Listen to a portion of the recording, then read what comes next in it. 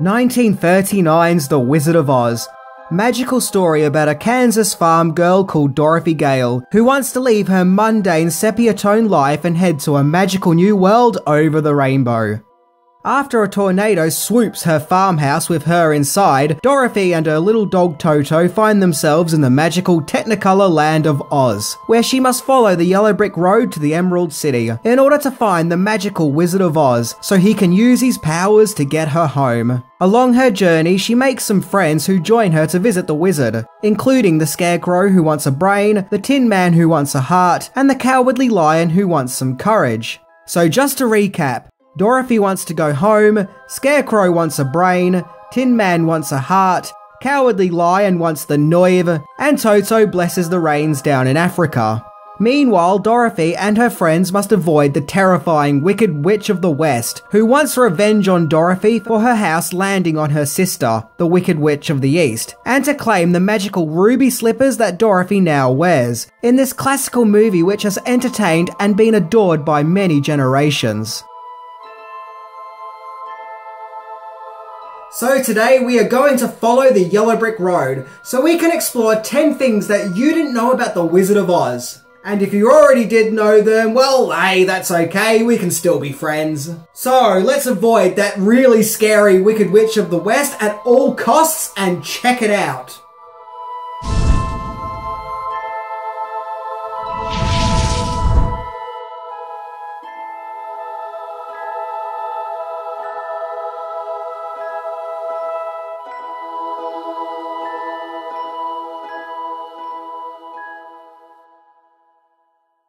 Lions and tigers and bears. Oh my! Lions and tigers and bears. Oh my! Lions and tigers and bears. Oh my! Number 10. Differences between the book and movie.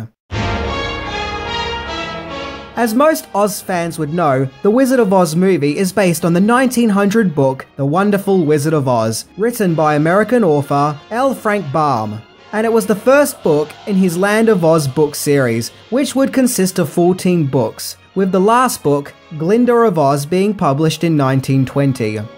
Like the film, The Wonderful Wizard of Oz follows the adventures of Kansas farm girl Dorothy Gale. The character was actually named after Baum's real-life niece, Dorothy Louise Gage, who tragically passed away during infancy.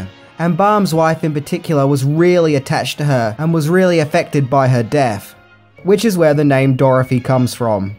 What's interesting about The Wonderful Wizard of Oz is the staggering differences between the book and its famous movie that everyone would come to know and love. For a start, in the book, Dorothy is seen to be a little blonde girl, and her magical ruby slippers are not ruby slippers, but are indeed magical silver shoes. The reason the ruby slippers were chosen was because it was thought that the red glowing colour would look great on the big screen. In fact, even the Wicked Witch in the book looks drastically different to how she does in the movie. In the book, it's not a tornado that takes Dorothy away, but a cyclone.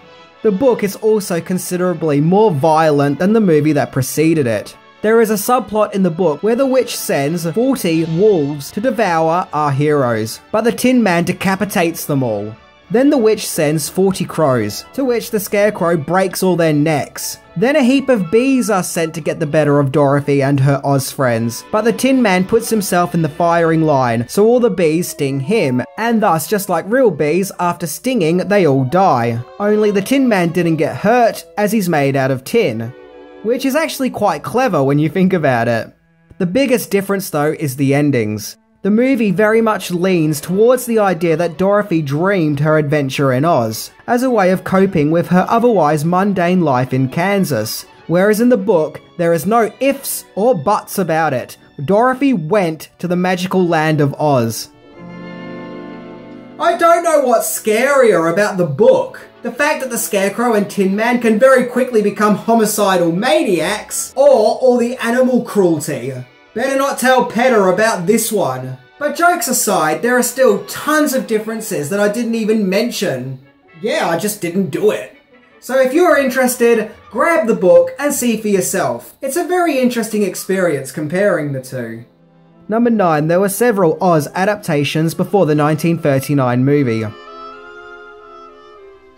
Even though it was the very early days of cinema, Frank Baum was keen for his books to leave the confines of book pages and leap into other medias, like stage shows and short films. It started with a musical stage play in 1902, simply called The Wizard of Oz. That was followed up in 1908 with radio plays. Then in 1910 there was a 15-minute silent movie called The Wonderful Wizard of Oz.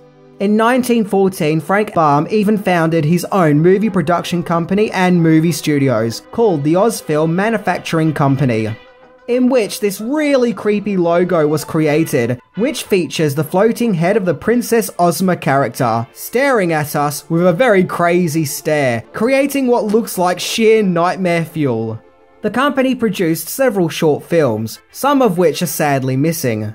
The Oz-related movies that the company had produced include The Patchwork Girl of Oz, His Majesty the Scarecrow of Oz, and The Magic Cloak of Oz, with all these movies coming out in 1914. Sadly, the Oz Film Manufacturing Company became defunct in 1915, and the studios were eventually demolished, and Baum passed away in 1919, at the age of 62, 20 years before he would have been able to see the huge impact his story would have on the entire world. But we weren't quite there yet, as there were still a few other attempts, namely a 1920 version of The Wizard of Oz, which once again was a silent movie, only this one clocked in at 93 minutes. Then in 1932, The Land of Oz, in which the movie seems to be lost. No, seriously, this film is so lost, no one seems to have a clue of where it is.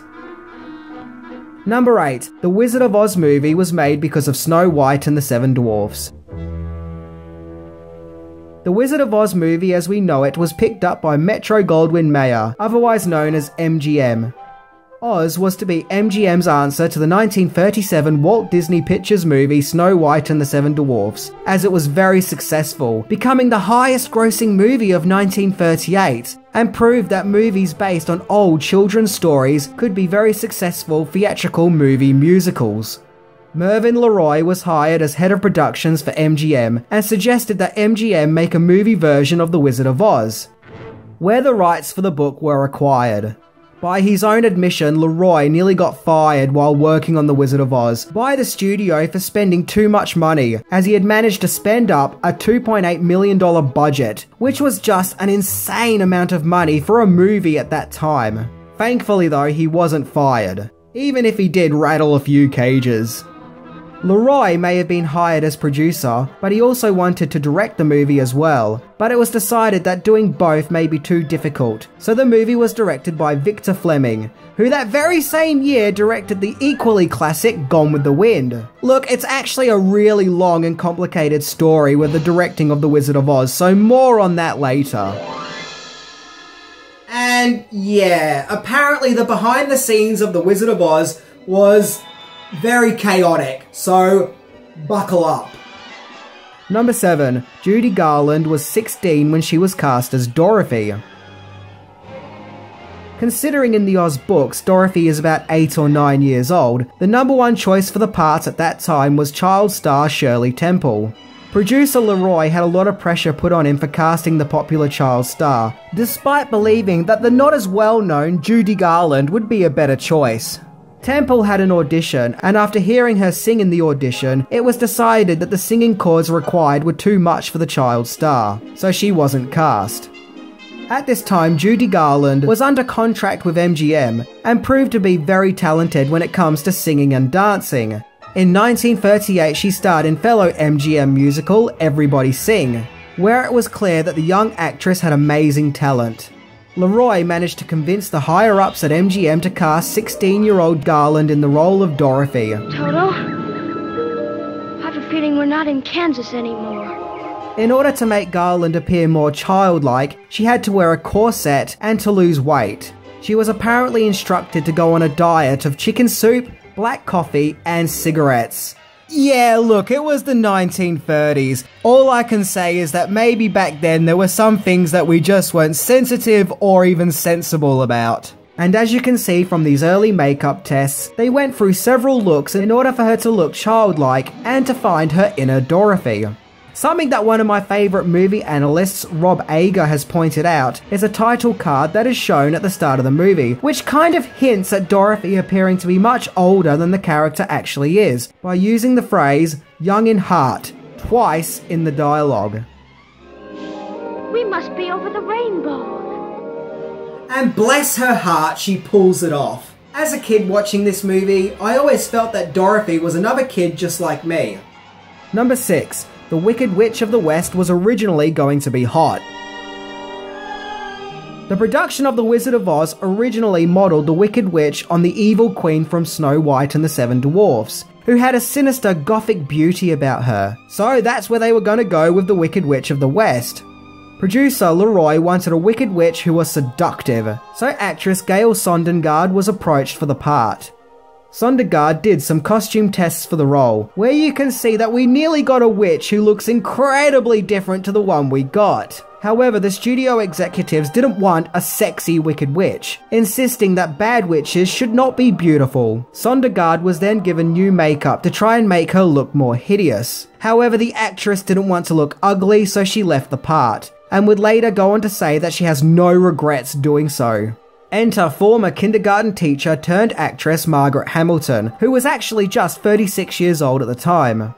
The actress had already made 6 movies with MGM, where she was offered the part of the witch. At first, she was actually horrified to be offered the role of the witch, but thankfully she took the part, and she really threw herself into the role. I'll get you, my pretty, and your little dog too. The character scared the Saturday morning Cocoa Pops out of me when I was a kid. Thanks to her high-pitched, sinister voice, green makeup and long nose and chin, and often violent antics, as a kid I was instantly terrified, and periodically had nightmares that the Wicked Witch was chasing me and trying to kill me. In real life though, Margaret Hamilton seemed like a really nice lady. In 1975, she guest starred in an episode of Mr. Rogers, where she showed that her Wicked Witch persona was just a costume, in an episode that teaches children that baddies in movies are only just pretend, so you don't have to be scared of them in real life. That's actually really sweet, and something that I actually really appreciate. Number 5. Finding a Wizard and the rest of the characters. So we've talked about Dorothy and the witch, but not about the actual wizard himself, the character who the movie is named after. Well, several actors were considered for the wizard, or were interested. MGM actor Wallace Beery wanted the role, but the studio turned him down, as the Wizard of Oz's shoot would have been a really long one, and they wanted him to star in other movies at that time.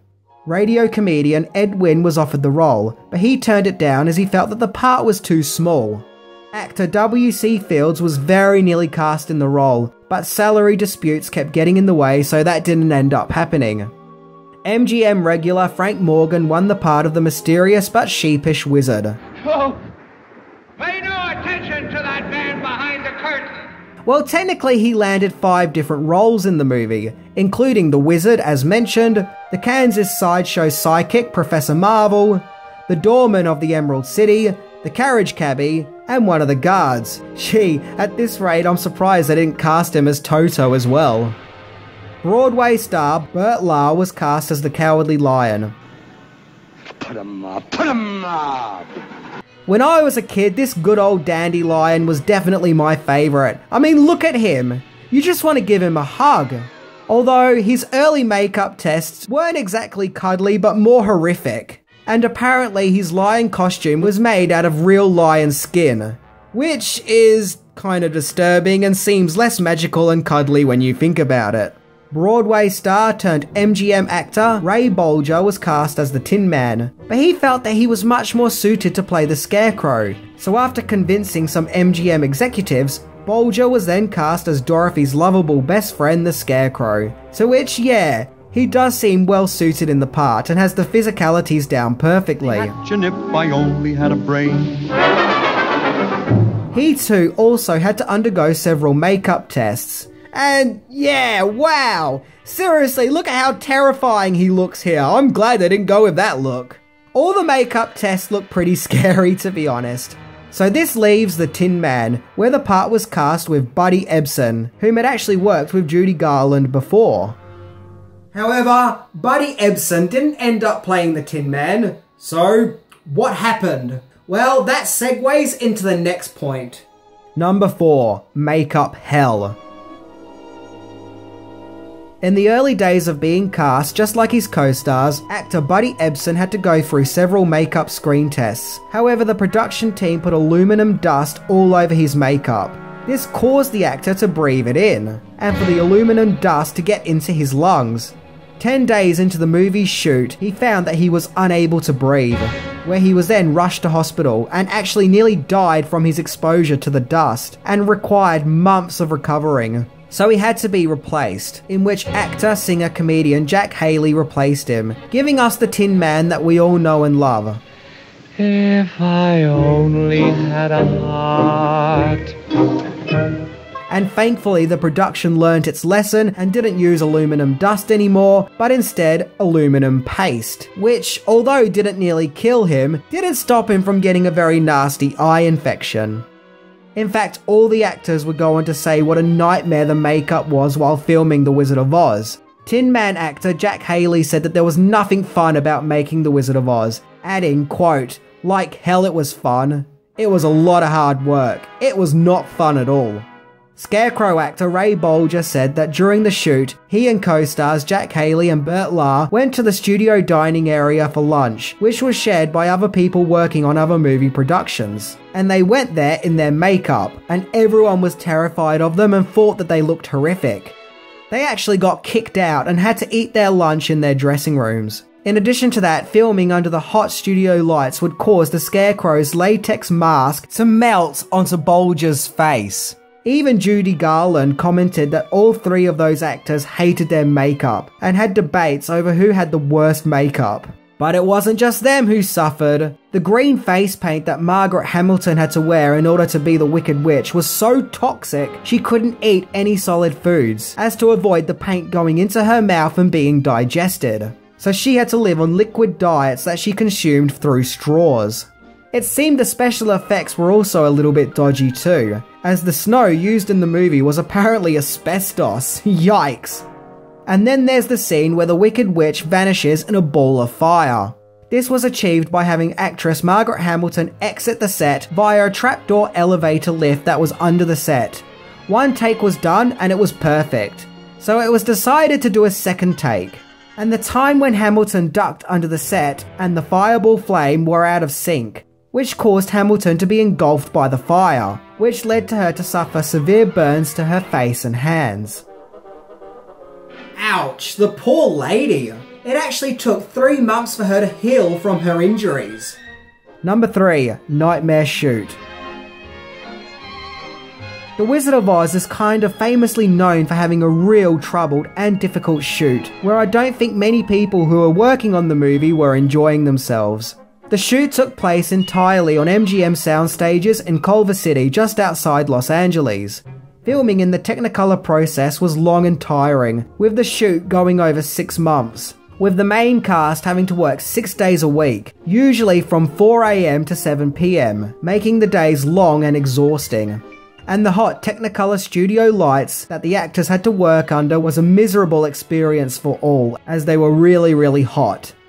As mentioned, the director of The Wizard of Oz was Victor Fleming. However, he wasn't the original director. At the start of the shoot, a director called Norman Tarog was in the director's seat and had done several makeup tests, but he was then replaced by fellow director Richard Thorpe, who shot about 2 weeks worth of filming before he was assigned to another project. There is something of a lost version of The Wizard of Oz, with Thorpe's early footage which hasn't seen the light of day, but still survives thanks to some still images. And what's interesting is some of the makeup that we see our characters in looks quite different, along with Judy Garland's hair. And the original Tin Man, Buddy Ebsen, appears in the lost scenes.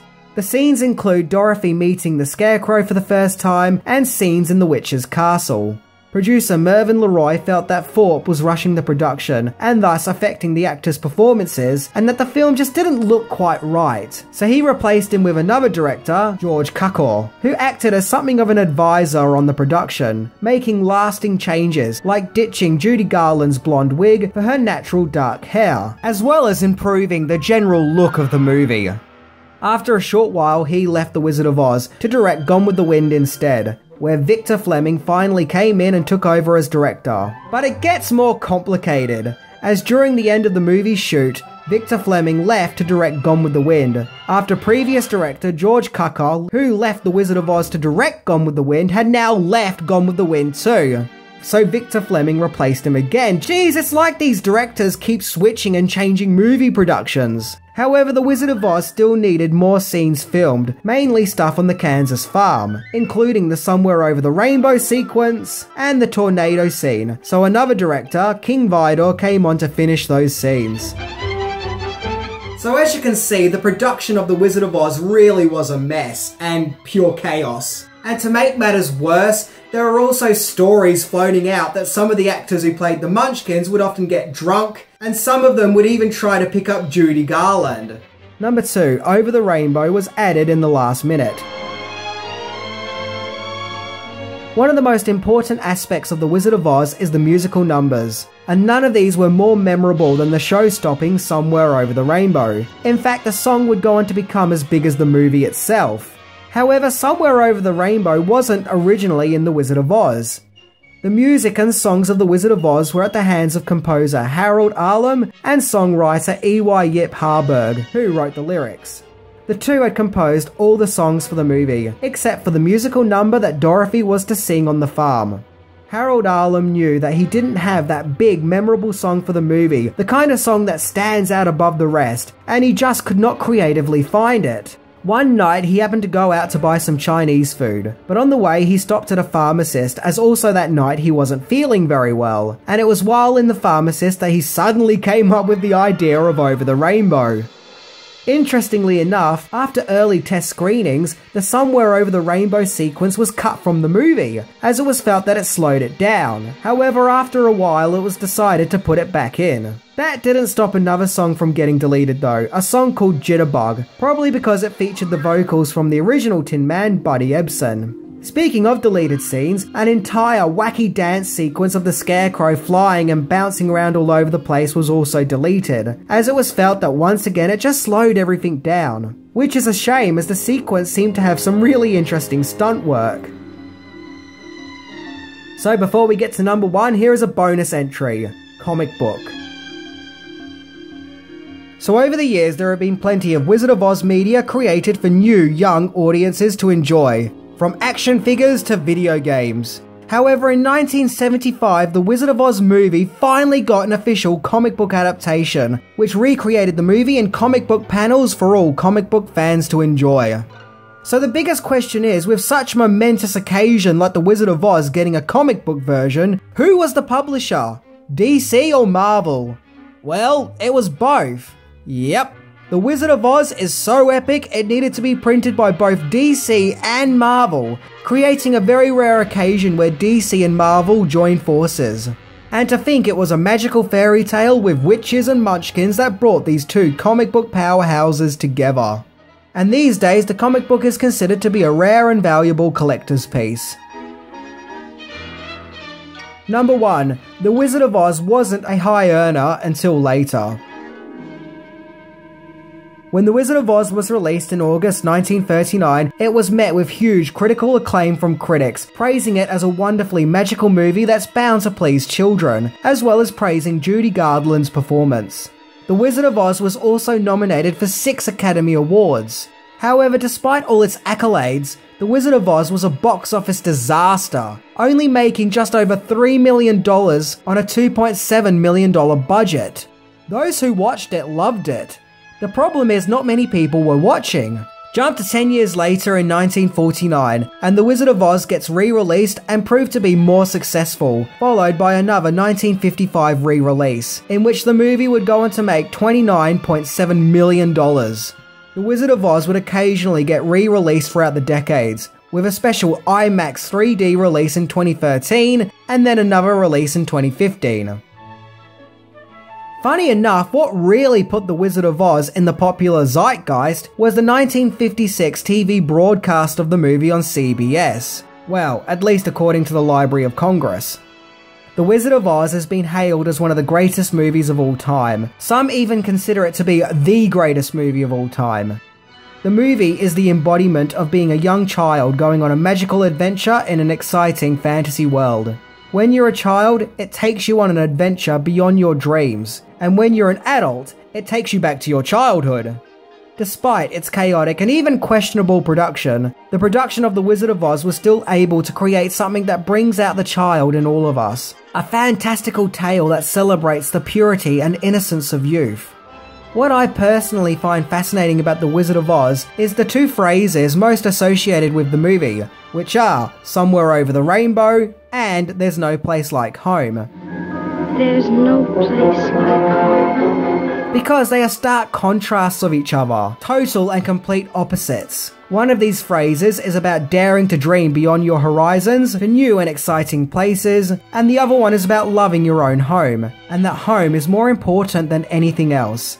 And I think that kind of sums up The Wizard of Oz. It's about venturing off to explore exciting new lands where adventures and wonderment awaits.